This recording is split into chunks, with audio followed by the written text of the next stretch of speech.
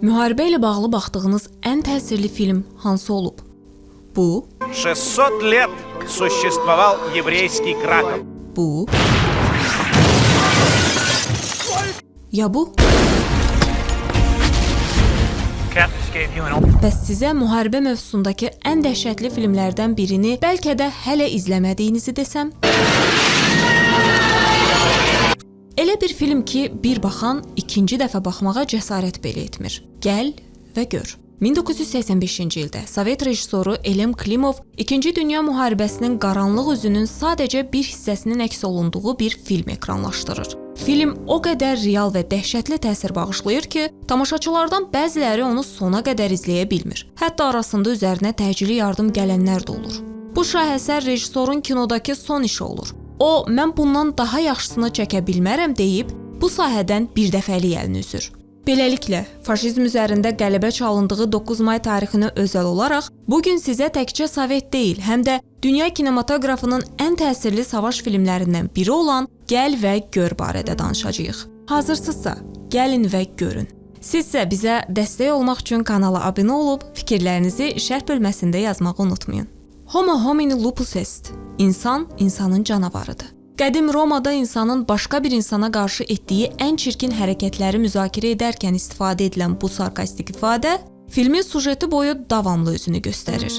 Filmdə insanlığa qarşı canavar kəsilən isə faşizm bəlasıdır. Elem Klimovun 1985-ci ildə çəkdiyi Gəl və Gör təkcə müharibə filmi deyil, bu insan ruhunun faciəsini, müharibənin insan psixologiyasını necə darmadağın etdiyini vizual və emosional dillə danışan bir şahəsərdir. Film Sovet İttifaqında çəkilsə də onun təsiri və mesajı SSR-nin sərhədlərini çoxdan aşmışdı. Bəşəri bir çağırışa çevrilmişdi. Filmin əsas sujet xətti 1943-cü ildə Belarusda baş verir. Alman işğalına qarşı partizanlara qoşulmaq istəyən gənc Floranın gözü ilə hadisələrə şahidlik edirik. Filmin ssenarisi Belaruslu yazar Ales Adamoviçə məxsusdur. O 1927-ci ildə Belarusda doğulub və gənc yaşlarında 2-ci Dünya müharibəsinə qatılıb. Həmin dövrün istirablarını birbaşa olaraq özü də yaşayıb. Müharibə dövründə o filmin baş qəhrəmanı Floranın etdiyi kimi partizan dəstələrinə qoşulur.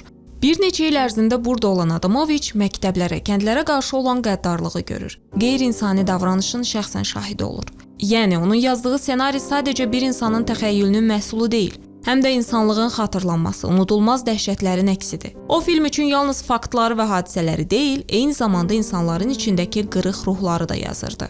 Filmin rejissoru Elem Klimovun da uşaqlığı müharibənin qanlı dövrlərinə təsadüf edib. Klimovun dediyinə görə o Stalingradda doğulub və hələ balaca bir oğlan ikən doğma şəhərinin mühasirədə qalmasını, bombalanmasının şahidi olur. Öz müsahibəsində həmin dövrü cəhənnəm içində gəzinti kimi xatırlayır. İndi isə gələk videonun əsas mövzusu olan filmə.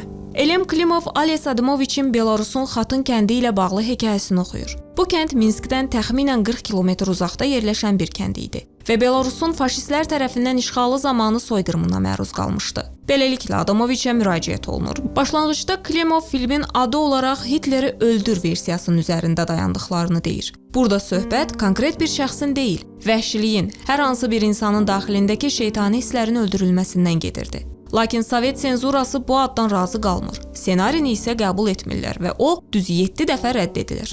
Onlar Sovet İttifaqının faşistlərə qarşı qalibiyyət narrativinə zidd olaraq müharibənin əsl dəhşətini göstərmək istəmişdilər. Bu isə tərifli qəhrəmanlıq imicinə uyğun gəlmirdi. Belə olan halda layihə düz 7 il uzanır. 1985-ci ildə Böyük qələbənin 40 illiyi dövründə o yenidən gündəmə gəlir. Ssenarini başqa rejissora həvalə etmək istəsələr də işə Adamoviç qarışır və Klimovdan başqa rejissorla işləmək istəmədiyini deyir. Ad olaraq isə Vəh kitabının Gəl və Gör adlı hissəsindən istifadə olunur.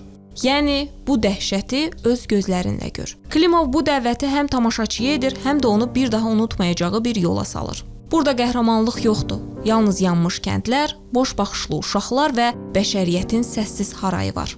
Beləliklə, filmin çəkiliş prosesinə start verilir. Ən böyük çətinliklərdən biri baş qəhrəman Floranın obrazına uyğun aktyor tapmaq idi. Rol olduqca mürəkkəb idi, güclü emosionallıq tələb edirdi. Axtarışlar öz bəhrəsini verir. Yeniyetmə aktyor Aleksey Kravchenko obraz üçün uyğun hesab olunur. Həmin dövrdə onun cəmi 14 yaşı var idi. Kravchenko bir müsahibəsində bu obraza necə seçilməsindən bəhs edir və qeyd edir ki, kastinqin ilk etapında emosional yüklü bir səhnədə ağlaya bilmək üçün ondan anasının ölməsini düşünməsini istəyirlər. Mən isə bunu düşündükdə ağlamağa başladım. Bu məni çox sarsıtdı deyə o əlavə edir. İkinci mərhələdə isə Klimov şəxsən özü onunla görüşmək istəyir. Görüş Alyosha üçün bir sınaq olur desək yanılmarıq. Çünki görüş öncəsində ona 2-ci Dünya müharibəsinin ən dəhşətli kadrlarının əks olunduğu epizodlar göstərilir. Bundan sonra Klimov ona çay və peçenye təklif edir. Gənc oğlan isə bundan imtina edir və gördüklərindən sonra nəsə yeyə bilməyəcəyini deyir. Bununla da Klimov anlayır. Kravchenko obraz üçün ən ideal aktyordur. Flora obrazını canlandırmaq Aleksey Kravchenko üçün heç də asan olmur. O cəmi 14 yaşındaydı. Cəmi 14 yaşında olan Kravchenkonun bu ilk peşəkar aktyorluq təcrübəsi idi. Çəkiliş zamanı Kravchenkoya psixotrop maddələr verilməsi planlaşdırılmışdı ki, o bəzi səhnələrdə ağlasığmaz reaksiyalar göstərə bilsin. Klimov bunu rədd edir. Bunun əvəzinə Kravchenko uzun müddətli yuxusuz, ac qalma və təcrid yolu ilə emosional olaraq həmin səviyyəyə gətirilirdi. Rejissor deyir ki, onun çəkiliş prosesində ən qorxduğu məqam məhz Kravchenkonun psixoloji baxımdan zərbə alması olur. Xoşbəxtlikdən bu baş vermir. Lakin çəkilişlərin sonunda onun saçlarının əksəriyyəti ağarmışdı. Bu həm stres, həm də ağır çəkiliş rejimi ilə əlaqəli idi. Hətta bəzi səhnələr öncəsində hipnozçu, psixoloq çağırmaq istəyirlər. Çəkilişlər Belarusda baş tutur. Prosesin ən çətin tərəflərindən biri də filmin ssenari ardıcıllığına uyğun olaraq çəkilməsi olur. Klimov tamaşaçıya müharibənin dəhşətini hiss etdirmək üçün ekstremal realizmdən istifadə etdi. Filmdə bəzi səhnələrdə real güllələrdən istifadə olundu. Baş qəhrəman Floranın canlandıran Aleksey Kravchenko filmin bir çox səhnəsində real atəş altında çəkildi. Bəzi partlayışlar gerçək idi. Meşədə partlayış səhnələrində aktyorlar əvvəlcədən məşqlər etməli olurdular ki, yaralanmasınlar. Çəkilişlər əsasən Belarusun ucqar kəndlərində və meşələrində real yanğın və dağıntılar altında aparılırdı. Bir çox səhnədə evlər və kəndlər həqiqətən yandırılırdı. Bu, xüsusi effektlərlə deyil, real məhv etmə ilə həyata keçirilirdi. Digər bir çətinlik isə texnika ilə bağlı idi. Çəkiliş üçün gətirilən texnika köhnə idi və təchizat məhdud idi. Bəzən günlərlə yağış gözlənilirdi ki, lazımi səhnə çəkilə bilsin. Beləliklə, olduqca mürəkkəb çəkiliş prosesi sonlanır. Film Sovet İttifaqında məhdud sayda yayımlandı. Qərb ölkələrində isə şok effekti yaratdı.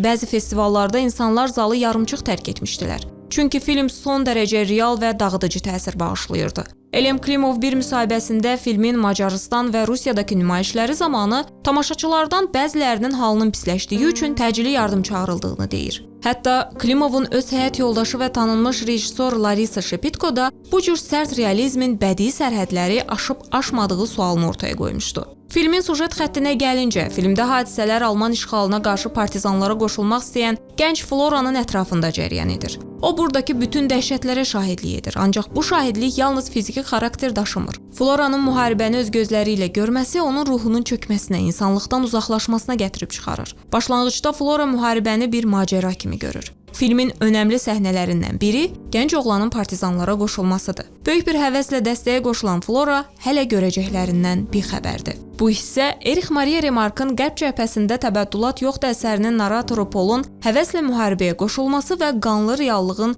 üzünə şillə kimi vurulmasını xatırladır. Həmin səhnənin əsas mesajı budur ki, müharibə uşaqlığın sonudur. Flora qəhrəmanlıq xəyalları ilə dolu idi, amma bu xəyallar tezliklə əzab içində dağılır. Daha sonra o Glaşa ilə tanış olur. Lakin müharibə bütün gözəl hisslər kimi sevginin də qatilidir.